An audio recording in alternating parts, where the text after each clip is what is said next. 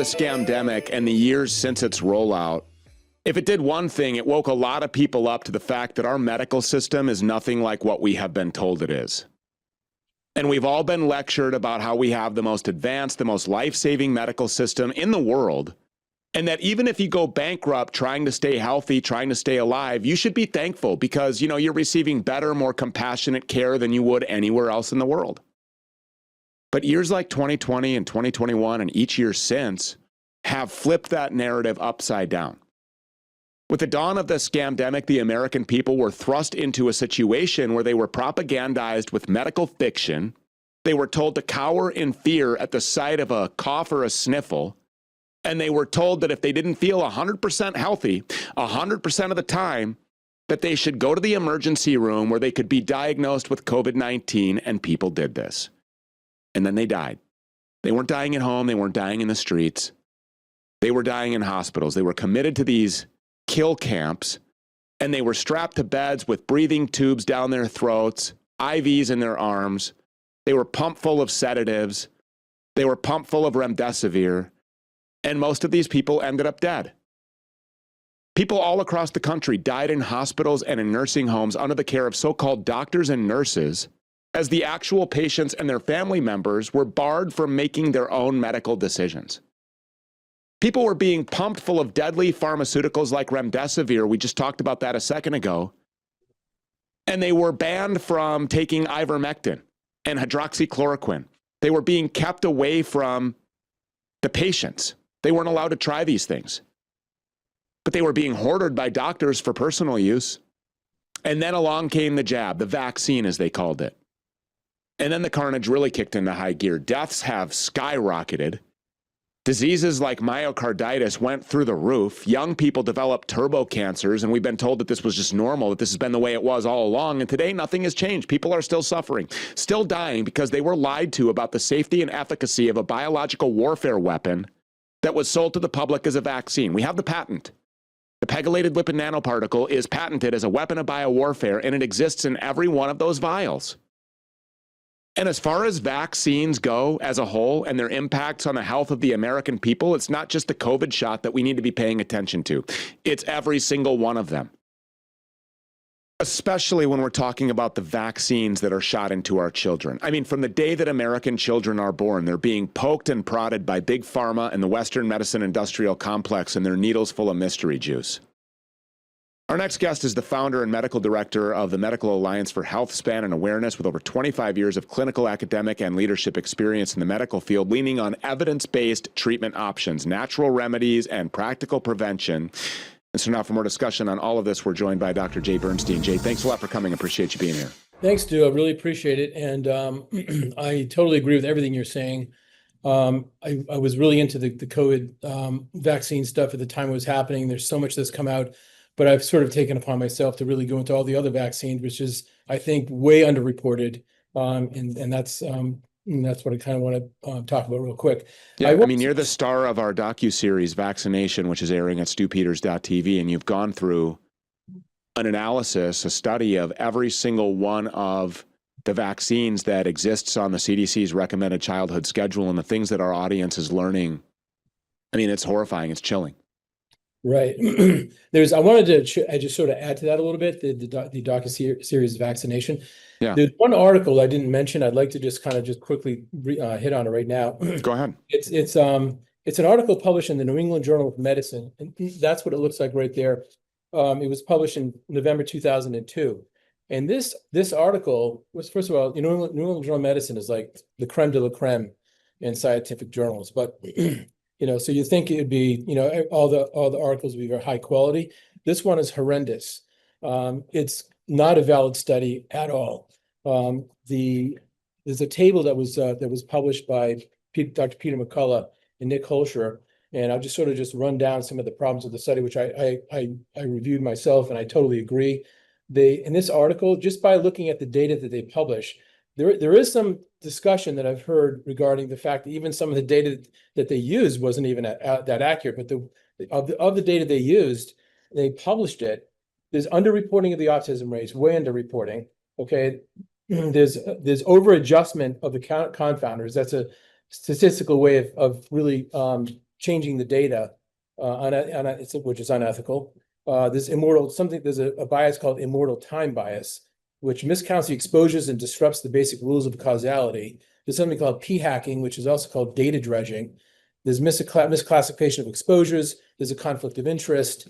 And so this article is like really a piece of garbage that was published in the New England Journal of Medicine. So this is really the only article that really exists. I mean, you call it the creme de la creme, the cream of the crop, the best of the best.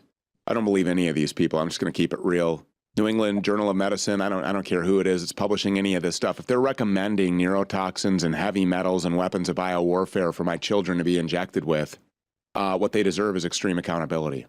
Right. I mean, I think I said that more because that's what I was taught, and there are some pretty good many landmark articles in New England. Speak to that, if you would. I mean, first of all, your experience, just run down your professional resume real quickly. I have an MD from a very good American medical school. I have did my residency in an academic residency program, and a very, very good one. And I also have a master's in public health from a very prestigious university. I have a master's in healthcare administration. I did a fellowship in occupational environmental medicine, and I've been doing, practicing a lot of clinical medicine. I have had a lot of leadership positions, administrative positions, and academic positions throughout my career. Do you care to name any of these institutions, or is there a reason why you're kind of being candid about that? I mentioned them in the docuseries. I just didn't think we had time for it, and I have nothing to hide because I'm not speaking for the universities that educated me, but I will say that I've used all the tools that they've given me, and to basically expose the vaccines. In comparison to your colleagues, the guy that you would find at a hospital or a clinic or an emergency department wearing the white lab coat and the stethoscope, on average, are you more educated? Are you more experienced than the average doctor that you walk in and find at one of these establishments? I would say, my clinical experience is very solid. I'm in my late 50s, so I have a lot of experience. And I'm young enough where I'm keeping up with all the data, and I'm old enough where I have a lot of experience. I know how to practice. When did you start studying medicine? I started medical school in my early 20s, and I started practicing in my late 20s. And you're still studying. I mean, yeah. Oh yeah, I'm still studying. If you're a doctor, it never stops. I mean, you're constantly learning, right? Right. So for over 30 years, you've been studying medicine. Right, and I'm still studying. That's the key thing. And there are many doctors that don't. And this vaccine religion thing is a great example of like just learning the mantra that they're safe. But how many of us have looked into the literature and actually? And that hasn't changed. That's the point that I'm trying to make and didn't want to gloss over, is that for 30 years you have been studying medicine, and that has not changed. You've had to independently and critically put on your thinking cap and go outside of the medical matrix and look at this stuff for yourself. This is stuff this is what's not taught in medical school. Is that right? Right. Yeah, exactly. Look, you can't teach everything also, but there's a certain narrative that's a certain, basically teaching the pharmaceuticals.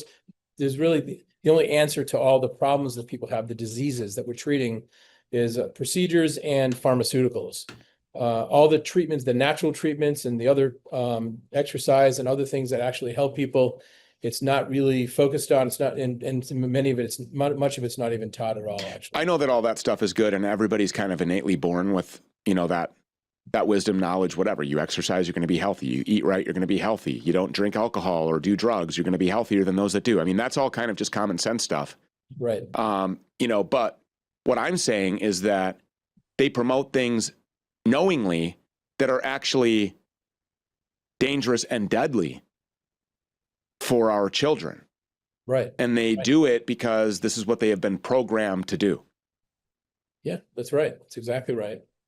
And in some cases, they are bonused by Big Pharma directly, and they are bonused at a percentage that's proportionate to the, percentage of the patients that they see that are fully vaccinated, if we're talking about a pediatric doctor. Well, the oncologists get paid for the drugs that these poisons that they give out, the chemotherapies. They make profit on that. The way the pediatricians are paid is really through the government. I mean, obviously the big pharma has influence in the government, and the government pays the pediatricians, and they are paid by. They pay them a bonus. They pay them a Right. spiff based on the percentage of the patients that they have fully vaccinated kids that are compliant with the CDC's recommended schedule is what I'm getting at. They are bonused Right. based on that. Yeah, exactly. And I would encourage all those pediatricians, take a look at this New England Journal article. In fact, one of the authors in that article is this guy right here, okay, who has been arrested, okay, in Germany, and he's in custody somewhere in the United States. This happened he was at large in 2011, and they just finally caught him this past June for stealing money from the CDC. Basically, there was money that was that the CDC was giving Denmark, and this guy's he's from Denmark, and it's supposed to go to the government of Denmark. First of all, why are our tax dollars that's funding the CDC going to the government of Denmark? I don't know why that is, but he actually took the money for himself, and that's why he was arrested.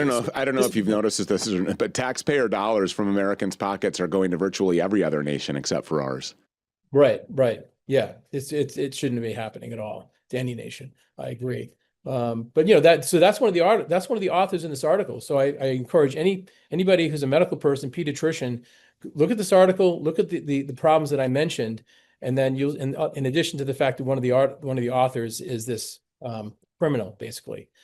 Another quick thing I want to just bring up, since the docuseries is there's an article just published December 9th, hot off the press, right there, that article right here, okay, which is basically what they did is it's the article that was discussed by Aaron Siri on the Senate floor about 2 months ago, looking at from the Henry Ford Medical Center, where they looked at kids from birth to the age of 10 years old, and so all these outcomes were much worse than the vaccinated versus unvaccinated. So that article that actually was never published, it should have been published, and I think there's really it's criminal that they didn't publish it, because they're by withholding the information. It's caused a huge amount of mortality, morbidity. But the point that I'm making is that even the data was presented to the Senate, and I mentioned it during one of the episodes in the docuseries, is that the numbers are even higher than what they reported. So what Dr. McCullough and actually it was Nick Holscher was he was the last author. The first author is John Oler. Nick Holscher has been on the program before. Nick Holscher he is an epidemiologist. Right. So and he has been on the program before. I'll run through the numbers real quick. It's higher than what was even mentioned at the Senate. Okay, where all the outcomes are worse. This is beyond what they even reported. Chronic disease, 250% higher. Asthma, 553% higher. Atopic disease, 386% higher. Autoimmune disease, 1,120% higher. Cancer, 54% higher. Food allergies, 128% higher. Mental health disorder, 696% higher. Neurodevelopmental disorder, 1,254% higher. Autism, 180% higher. Developmental delay, 412% higher. Speech disorder, 803% higher. Motor disability, 810% higher. Neurological disorder, 26% higher. And seizure disorder, 216% higher than. For those of the audience that don't know what hearing this was, higher than what? Higher than the group of unvaccinated. Right. Well, they already established the vaccinated had all these problems higher than the unvaccinated. Above and beyond, though, what they already reported as higher are those numbers above and beyond. In other words, talk about in research, talk about signals, like signaling the strength of association. This strength of association in this well-done study, the largest study, the most well-done study of vaccinated versus unvaccinated, shows massive, harm beyond imaginable. Really, it's crazy. So I also wanted to just point out a couple of quick things as well. So the risk of a child developing ADHD, autism, eczema, allergies, some of these other things is off the charts higher among the vaccinated than it is among the unvaccinated. Is that correct? Right. Exactly. And there's as I mentioned. And so, yep. In your opinion, why would it be that here we are going into 2026, that this is kind of like, everybody knows this is the elephant in the room, and instead of addressing this problem and banning these injections until they are actually safe and can prove efficacy. That's the thing. Are they actually helping to prevent the diseases that they say that they're there to protect them from? There is some evidence from the literature that I looked that I reviewed, because they had some controls showing, like, say, chickenpox. Yeah, there's a lower incidence of chickenpox, but most of these vaccines are against. But who cares if They're your not kid gets serious chicken anyway. pox? Like, What is the worst that can happen if my child gets chicken pox? Why would I care? Practically nothing, because as you know, when we were kids, they had chickenpox parties, or somebody got chicken Yes. in the neighborhood. Your mother sent you to their house. I went to them. I got Yeah. I got And by the dragged way, to my in a friend generation Seth's before house. us, Yeah. they did the same thing with measles. And we hear about all the bad things with measles, because measles has been in the news recently, and this is fascinating because measles is also a totally benign problem. Now, when it is a big problem, all the the retinopathy, some of these other things that you read about, the doctors know about, and they're being talked about, it's in undernourished populations, like African nations. Those, when you have those, that's when you find those problems generally, and those are actually treated very successfully with vitamin A. I mean, you can Maybe nations where they worship in, like bathe in and brush their teeth with cow manure, for example. I mean, you would expect that would be a less healthy population of people. Right. So yeah, and so that's and some of the other things like rubella, mumps. Yeah, I mean, measles, mumps, they're not rubella, they're the not serious. MMR shot. It's not. Look, I wouldn't want to inject mercury and aluminum to my child, in order to try to reduce the likelihood of getting rubella. I'm sorry, I'd rather take the rubella. And Mercury and aluminum, by the way, are neurotoxins. Yeah. They're defined that way. They're identified that way. They're heavy metals or neurotoxins. And a lot of these injections that go into pregnant mothers are going in, directly to the brain of the developing fetus, because there's no blood-brain barrier yet established. That's something else that I learned when I sat down with you. Mm-hmm. And then immediately when they are born, they're snatched away by some doctor and rushed over somewhere where they're rubbed in their eyes and they're jabbed. And I mean, this starts very early. Right. Yeah, it's pretty sad. What's your message to people about vaccinations as a whole? Would you tell them, don't trust these pharmaceutical companies, don't ever take another vaccine ever again? Let's hope. I mean, I hope I don't get in trouble for this, but I'm just going to have to be honest with you. That's what I'm telling people in my private life, and that is my opinion. My opinion is that the harm that all these vaccines do outweighs any benefit whatsoever. And that's just those are the facts. And it's something that quietly, I think everybody just kind of knows that, and they've come to accept that. And I think of that group of people that know that and have come to accept it, still just willingly comply and go along with the system because their son or daughter wants to play hockey or basketball or baseball or be in that club or go swimming or fishing or be in the Boy Scouts or, go to school, public or private. And these people mandate that you show them your papers, that you bring from a doctor proof that they've been injected with these serums from big pharmaceutical companies that, by the way, don't manufacture in the United States. And a lot of them are in countries that we say are our greatest adversaries, like China. Why would we trust them? Why would we trust them with insulin production, for example? I mean, why would you? You wouldn't. They're your adversaries. They want you dead. How do we know that this is even? Of course, we don't know, because there's no quality control that happens. And all that happens is the bottom line at these pharmaceutical companies like Pfizer, Moderna, Gilead, Johnson & Johnson, AstraZeneca, some of the ones that we have really been talking about a lot since the pandemic, but there are many more of them out there. Merck is another one. The bottom line of those companies goes up, and they're subsidized by the government. So, I mean, in effect, it's a government operation to poison our children with neurotoxins. And I think a lot of people know that, but still comply with it. I hope that people will, because I'm saying the same exact things in my private life that you are. My words don't carry quite as much weight. I haven't had 30 years of studying plus in the medicine world, but no, you just know. I'd like to encourage everyone to, you don't have to be a doctor to read. This is a new book just came out by Aaron Siri. Excellent book. This also is a book came out with Peter McCullough wrote it with John Leake. And there's another book. This is a really cool one if you can find this.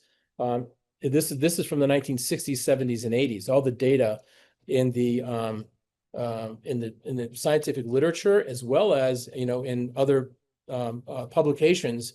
Basically, all these if you just look at the history, you see how the history has been changed, and we've been brainwashed into thinking that these are safe and effective, but there's so much evidence when you look into it. You don't even have to look into the scientific literature to understand the mechanisms and the biologic plausibilities. You can just read a little history and you'll see the corruption. Well, Jay, I appreciate you coming and making the time for us. And vaccination airing at stewpeters.tv is irrefutable. I mean, he brought the numbers, he brought the data, he brought the journals, he brought the peer-reviewed studies, he brought the receipts. And so you really do need to educate yourself on all of this. We're talking about the future of our children, which generationally impacts those after them. We've talked about this before. It's in their DNA. These people are making billions, trillions of dollars collectively by poisoning our children. And it has to stop. So vaccination, again, airing at stewpeters.tv. If you're on the fence about vaccines, if you want the truth about vaccines, if you want to look into this, if you are interested in knowing what it is that you're injecting into your children, then go see Vaccination, the docuseries. You can rewind it. You can start it from the beginning. Episode 3 just aired this week. Number 4 coming up next week. It's a whole docuseries discussing just this alone. Available at stewpeters.tv right now. We'll be right back.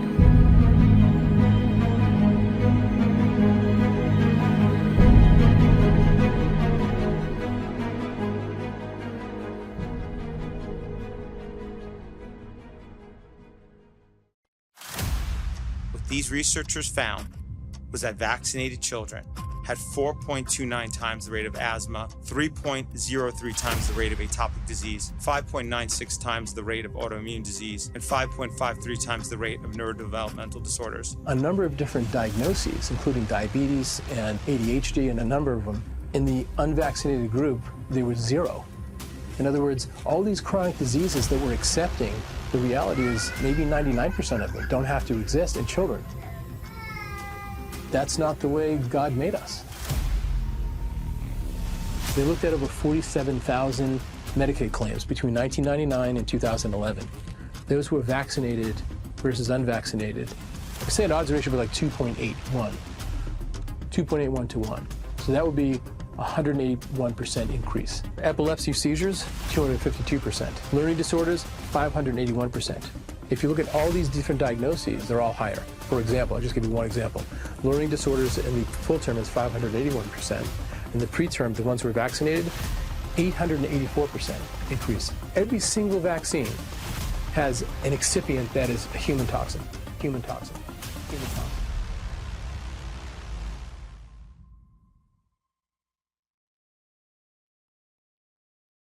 Forget everything you think you know. The power players pulling the strings, the ones hiding in the shadows, are trembling because the fuse has been lit, and this December, the truth is detonating. For months, we went underground into the trenches, tracking a story built on secrecy. We spoke to voices kept out of the spotlight. We followed the trails others were too afraid to touch. And what we uncovered changes everything. You want proof? You want to witness what they thought would stay buried? Introducing Vaccination, the unfiltered, uncensored, unapologetic truth about the price a nation paid, its families, its children, its freedom. This December, everything they hid comes crashing down. Watch the explosive docuseries Vaccination, only on stewpeters.tv. Exclusive access for local subscribers.